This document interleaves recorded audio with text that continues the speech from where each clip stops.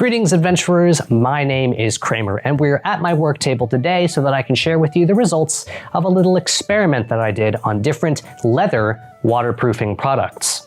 We're adventurers, which means that we have a lot of leather items that we use, which means that we have a lot of things that we paid a lot of money for potentially that we don't want to get destroyed in the rain or in the snow. Now, the internet is a very helpful place some of the time. There's a lot of information, a lot of videos, a lot of articles, but in this regard, I ended up having to do all of this myself because I wasn't getting the answers to the questions that I had, which is how cost effective is the product? How much does it darken the leather, and how well does it work compared to the other options? Now, I've not been sponsored by any of the items that I'm going to be showcasing in this video. The only thing in this video that I didn't spend my money on is actually the leather, because Dawson, who some of you may know as Dalen from the Shadow of the Conqueror short film, sent me the leather so that I could make a pair of new boots for myself, which is what sent me down this rabbit hole. There will be a video on these and many different types of shoes coming soon. As always, I do encourage you to do your own research with any of these things, but I understand that not everybody is going to go out and buy 6 different products so they can test them all, so I'm hoping that is how this video will be helpful. I didn't want to use modern products, right? Synthetic, like latex or silicone, because it's very difficult to tell yourself that you are a fantasy adventurer preparing for your next journey when you are in your garage spraying things out of a can. The first one I tried is this Howard Feed and Wax, which is actually meant for wood, and we'll get to how all of these performed in a second. I've got some straight regular beeswax. I've got neat's foot oil, which supposedly has been around since the 1300s, so the 14th century. This is a compound though. Again, we'll get to all of this, and then I finally have SnoSeal, which is another beeswax product, something that I was recommended. Dawson is also helping me out with some of the tests here. He provided some of the footage for products that I didn't have access to. There is another weatherproofing paste, there is mink oil, and then there is liquid mink oil, and we'll see how all of that goes together. The way that I'm going to be running these tests, I'm obviously not going to submerge the leather piece in the water because what we should expect here is a high water repellent quality. You're not going to be able to wade through a stream and come out with your feet dry. That's not how leather boots like this work. And I didn't want to miss them with the sprayer because then we don't get to see either the beading effect or the absorption, because everything is going to be covered. If it absorbs water, it's going to absorb it at an equal rate, meaning it's not going to be as good of a test. So I'm going to sprinkle water on to simulate very light droplets, either from a splash or from a little bit of rain. The leather that we're using today is a chrome tan cowhide. We'll move over to the table now and we'll take a look at all of these different pieces. So the first product we're looking at is the Howard Feed and Wax. As I said, this is not a leatherworking product. This is a woodworking product that has ingredients in it that I think will work for leather. That's why I decided to try it, because it's the thing that I had. We can see here the color difference. This is the original leather. This is the leather as it has been treated. It is, of course, slightly darker. Now what we're going to do is we're going to take some water. We're just going to drip that on.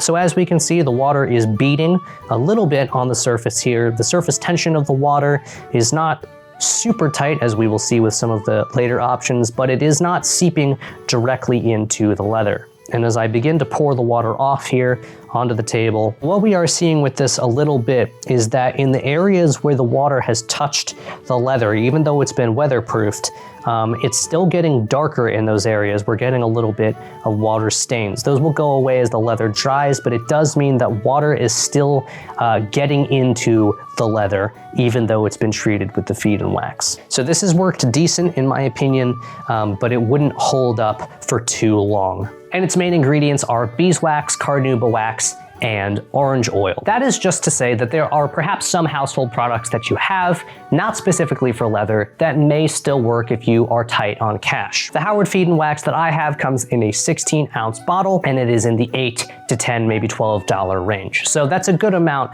of material for what it is that you're paying. The next thing that we will be trying is the neat's foot oil. This is a neat's foot oil compound. Now, compared to the original color of leather, the neat's foot oil is retaining most of the hues, especially down here. So what we will see with this is that it's actually not a shadow or anything that's making this side darker and this side lighter. It didn't dry evenly for whatever reason. And even though I haven't even put water on it yet, it already looks like it is stained slightly by something, which is something to keep in mind. We'll go ahead and put some water on this now. And we can see that the water is not at all beading on top of the leather. As soon as it hits the surface of the treated leather, it is spreading out, which means that it is already beginning to seep into the leather here. As I shake it off, we can see that the water is already darkening the leather, meaning that the neatsfoot oil is not doing a very good job of repelling the water off the surface of the leather. This would not hold up in wet conditions for long at all, I would say. The allegation is that neatsfoot oil, specifically a compound, is actually going to oxidize as it dries, thus drying out the leather and not really preserving it, which is kind of what it's supposed to do. I have never personally encountered that happening, so that really is a decision that's up to you. And in terms of the price here, it can vary. It's generally in the $6 range for about 3.5 ounces. But again, if the goal here is to actually waterproof the thing and preserve it, while it is cheap, it's also, I think, the least effective option, at least of the brands of the products that I have tried. The next thing we have is pure beeswax to treat the leather. Compared to the original color of the leather, it is darkened considerably. It's a chocolate brown, it's almost completely black. Down here in this corner, I've actually submerged the entire thing in melted beeswax, and it is hardened considerably. In fact, I would feel very comfortable dipping that part into water, and it's gonna bead right off. The interesting thing about this is that the leather almost acts like a form of plastic. It's very pliable and it will stay in the position that you put it in. Not great for shoes, which is the purpose of me wanting to do this in the first place. But we'll test this part where I just put the melted beeswax over the top of it. The water already wants to run off the surface here. It is just pouring off of the leather. It doesn't want to stay on it at all. And that is because with the beeswax, it is actually hardened over the surface level of the leather completely. So there's nothing for the water to grab onto.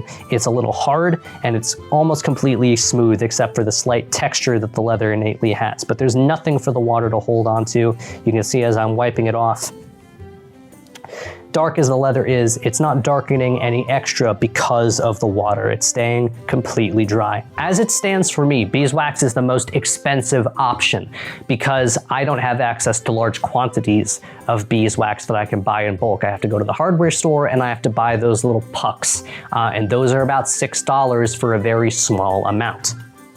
You can see that this is a full cup and it doesn't even come up to a quarter of a cup. It's a very small amount of beeswax. So if you're doing a large product, unless you can get a large quantity of beeswax or you have a lot of money, this probably isn't the best option. But it is the best option in my opinion in terms of actually waterproofing the leather. Now, one option that I wasn't able to try was making my own fat wax, which is a 1-to-1 ratio of beeswax and some sort of tallow or lard.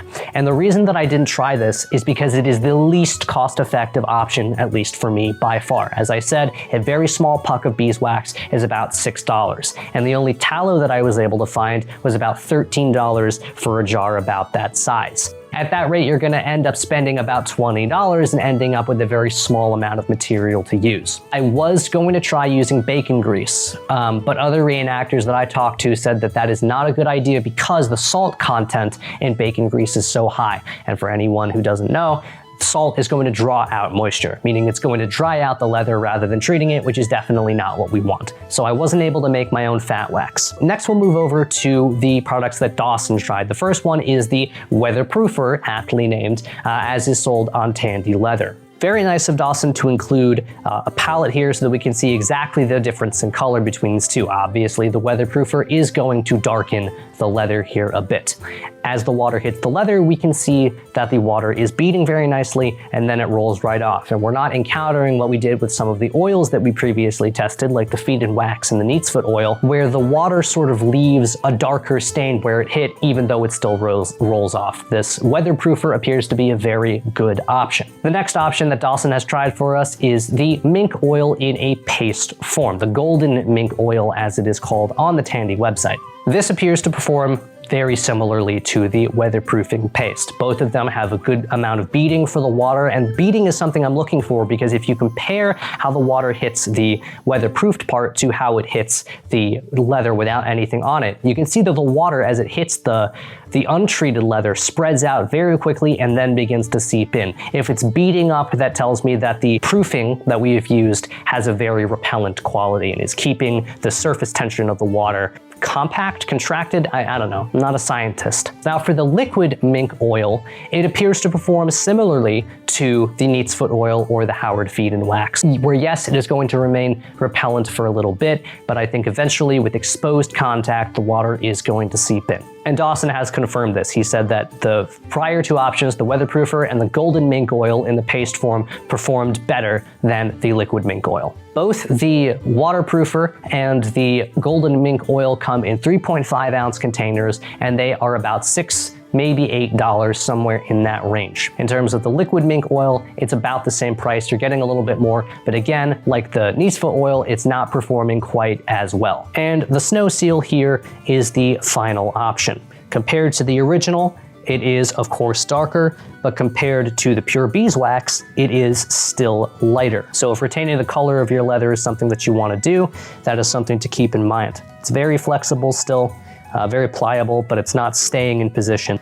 As I put the water on, we can see that the surface tension of the water is maintained. It's almost drawing into itself because it doesn't want to combine with the wax.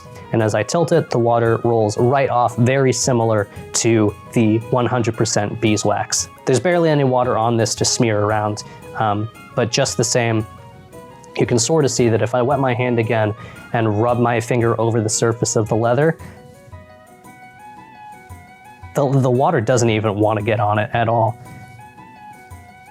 Now the great thing about the SnoSeal is not only that it's beeswax, which is the thing that I found to be the most effective, but it's about $8 for 7 ounces, meaning that compared to the mink oil or the weatherproofer, which are 3.5 ounces for about $6, you're getting twice as much material for about a 50% cost increase, which in my book is a very good thing. So that is what I'm going to be using on my boots. So I hope that was helpful. I hope I was at least able to cut through some of the noise that's out there. A video on different types of shoes available throughout the medieval period, and we will see that these are actually not medieval shoes. Why I chose this design, how it is performed, will be coming next week. I will see you then, and in the meantime, I'd like to wish you good luck on your adventures.